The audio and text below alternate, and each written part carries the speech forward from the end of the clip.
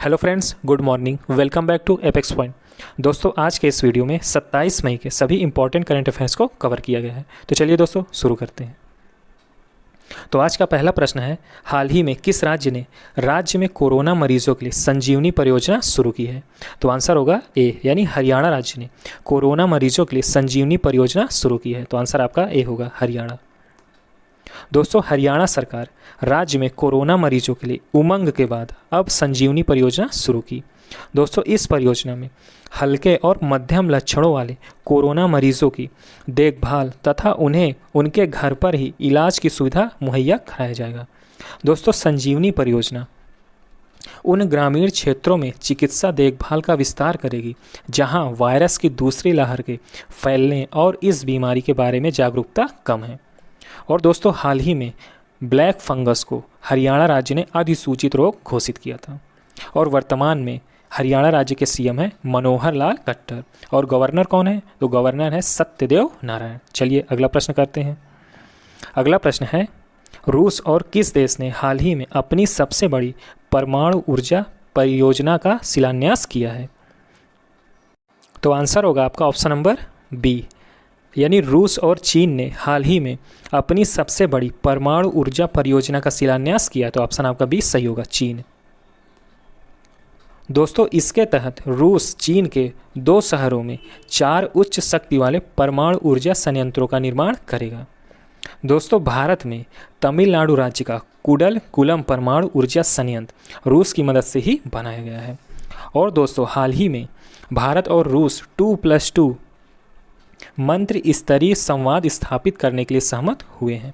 यह संवाद रक्षा मंत्री और विदेश मंत्री के बीच होता है। तो ये पॉइंट नोट कीजिएगा। चलिए अगला प्रश्न करते हैं। प्रश्न है, विश्व कछुआ दिवस कब मनाया जाता है?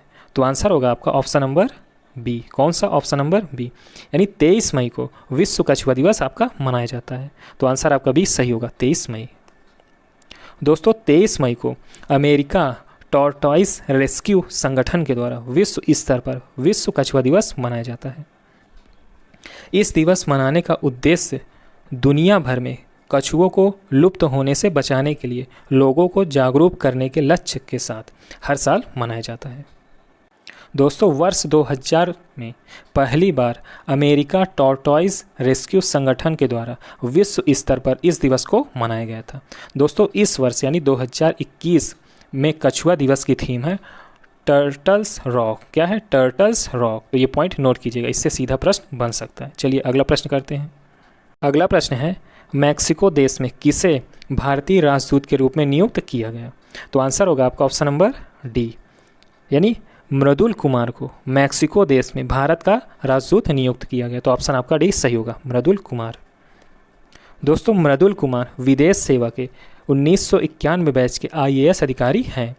मृदुल कुमार अभी तक विदेश मंत्रालय में ज्वाइंट सेक्रेटरी के रूप में चीफ पासपोर्ट ऑफिसर के पद पर कार्यरत थे। दोस्तों, अभी हाल ही में आलोक रंजन झा को बेलारूस देश का नया राजदूत नियुक्त किया गया। तो किसे किया गया? आलोक रंजन झा को। दोस्तों, यहाँ मैक्सिको आया, तो मैक्सिको की राजधानी मैक्सिको सिटी और करेंसी है पैसो। क्या है? पैसो। और वर्तमान में मैक्सिको के राष्ट्रपति हैं फेलिप काल्ड्रोन। कौन है? फेलिप काल्ड्रोन। चलिए अगला प्रश्न करते हैं। अगला प्रश्न है, हाल ही में किस राज्य के मुख्यमंत्री ने वात्सल्य योजना की घोषणा की है? तो आंसर होगा आपका ऑप्शन नंबर बी, यानी उत्तराखंड राज्य ने हाल ही में वात्सल्य योजना की घोषणा की है। तो ऑप्शन आपका बी सही होगा, उत्तराखंड। दोस्तों, वात्सल्य योजना की घोषणा कोविड-19 के कारण अपने माता पिता को खो चुके अनाथ बच्चों के लिए की गई है। इस योजना के तहत उत्तराखंड सरकार 21 वर्ष की आयु तक इन बच्चों के भरण पोषण, शिक्षा एवं रोजगार हेतु प्रशिक्षण की व्यवस्था करेगी। कौन? उत्तराखंड सरकार। दोस्तों, हाल ही में उत्तराखंड पुलिस ने कोविड-19 रोकने के लिए मिशन हौसला अभियान की शुरुआत की थी। तो क्या नाम था? मिशन हौसला। दोस्तों, वर्तमान में उत्तराखंड के सीएम हैं त्रिवेंद्र सिंह रावत और गवर्नर है बेबी रानी मौर्य। चलिए अगला प्रश्न करते हैं। अगला प्रश्न है, हॉकी इंडिया को देश में खेल की प्रगति और विकास में योगदान के लिए किस प्रतिष्ठित पुरस्कार के लिए चुना गया है? तो आंसर होगा ऑप्शन नंबर ए, यानी एटनी ग्लिचिट। तो हॉकी इंडिया को देश में खेल की प्रगति और विकास में योगदान के लिए एटनी ग्लिचिट पुरस्कार से सम्मानित किया गया। तो ऑप्शन आपका ए सही होगा। दोस्तों हॉकी इंडिया के अध्यक्ष ज्ञानेंद्र निंगोमबम ने इस पुरस्कार के लिए FIH के प्रति आभार व्यक्त किया। दोस्तों इन पुरस्कारों के दौरान व्यक्तियों, टीमों और संगठनों को हॉकी के विकास में योगदान के लिए सम्मानित किया। चलिए अगला प्रश्न करते हैं। अगला प्रश्न है, सुप्रीम कोर्ट की ई कमेटी ने हाल ही में कितनी भाषाओं में ई कोर्ट्स सर्विसेज मोबाइल ऐप के लिए मैनुअल जारी किया है? तो आंसर होगा आपका ऑप्शन नंबर सी, यानी 14 भाषाएं। तो सुप्रीम कोर्ट की ई कमेटी ने हाल ही में 14 भाषाओं में ई कोर्ट्स सर्विसेज मोबाइल ऐप के लिए मैनुअल जारी किया। तो ऑप्शन आपका सी सही होगा, 14 भाषाएं। तो दोस्तों ये 14 भाषाएं हैं अंग्रेज़ी, हिंदी, असमी, बंगाली, गुजराती, कन्नड़, खासी, मलयाली, मराठी, नेपाली, उड़िया, पंजाबी, तमिल, तेलुगु हैं। और यूज़र इस ऐप को आधिकारिक वेबसाइट से निःशुल्क डाउनलोड कर सकते हैं। दोस्तों यहाँ सुप्रीम कोर्ट आया है, तो वर्तमान में सुप्रीम कोर्ट के मुख्य न्यायाधीश है NV रमना। कौन है? NV रमना, जो कि हाल ही में नियुक्त हुए हैं और ये 48वें किस नंबर के हैं? ये 48वें मुख्य न्यायाधीश हैं। दोस्तों भारत की प्रथम सर्वोच्च न्यायालय की मुख्य न्यायाधीश कौन थी बताइए? तो फातिमा बीबी थी। कौन थी? फातिमा बीबी। और दोस्तों सर्वोच्च न्यायालय में न्यायिक कामकाज के लिए अंग्रेजी भाषा का प्रयोग किया जाता है। कौन सी भाषा? अंग्रेजी भाषा। चलिए अगला प्रश्न करते हैं। अगला प्रश्न है, अंतर्राष्ट्रीय हॉकी महासंघ के अध्यक्ष निम्न में से किसे नियुक्त किया गया है?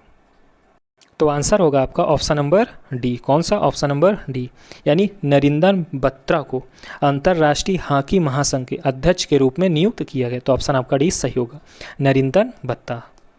दोस्तों हॉकी की वैश्विक संस्था अंतर्राष्ट्रीय हॉकी महासंघ की 47वीं कांग्रेस के दौरान नरिंदर बत्रा को लगातार दूसरे कार्यकाल के लिए चुना गया। तो ये दूसरी बार इनको चुना गया।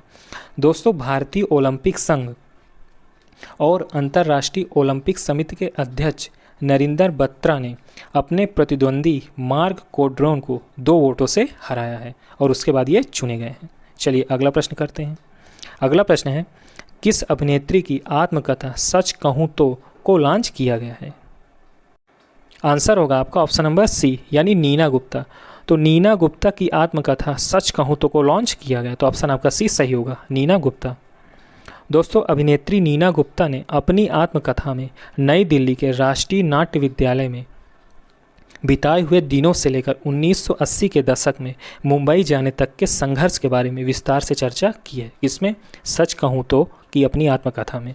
दोस्तों इस पुस्तक को पेंगुइन रैंडम हाउस इंडिया के द्वारा पब्लिश किया गया। किसके द्वारा? पेंगुइन रैंडम हाउस इंडिया के द्वारा। चलिए अगला प्रश्न करते हैं। अगला प्रश्न है, किस कंपनी ने वीराजेन नामक टेस्ट किट लॉन्च की है? तो आंसर होगा आपका ऑप्शन नंबर ए, यानी सिप्ला कंपनी ने वीराजेन नामक टेस्ट किट लॉन्च की है। तो आंसर आपका ए होगा, सिप्ला। दोस्तों दवा निर्माता कंपनी सिप्ला ने बायोटेक्नोलॉजी सिस्टम के साथ मिलकर भारत में कोविड-19 के लिए RT-PCR टेस्ट किट वीराजेन टेस्ट किट लॉन्च की है। दोस्तों सिप्रा, तो इसकी स्थापना हुई थी 1935 में। कब हुई थी? 1935 में। और इससे आपको कुछ याद आ रहा है? तो 1 अप्रैल सन 1935 को RBI की भी स्थापना हुई थी। दोस्तों सिप्ला का हेडक्वार्टर मुंबई में है। कहाँ? मुंबई में। और वर्तमान में इसके CEO हैं उमंग वोहर। कौन है? उमंग वोहर। तो दोस्तों ये था हमारा लास्ट प्रश्न। तो दोस्तों वीडियो को लाइक और शेयर ज़रूर किया करिए। तो चलिए दोस्तों मिलते हैं नेक्स्ट वीडियो में। Okay, good luck.